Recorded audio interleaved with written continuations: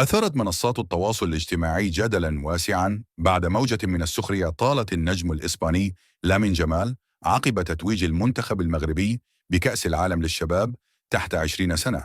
صفحات مثل إيرم نيوز قارنت بين إسماعيل بختي بطل العالم في سن 18 عاما ولامين جمال الذي وصف بأنه بطل فيديوهات صديقته نيكي نيكول.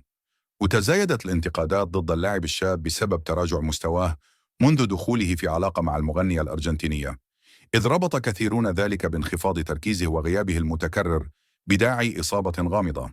هذا الجدل أعاد النقاش حول مدى تأثير الحياة الشخصية على أداء اللاعبين، بين من يرى أنها تشتت انتباههم ومن يعتبرها أمورا خاصة لا يجب استغلالها.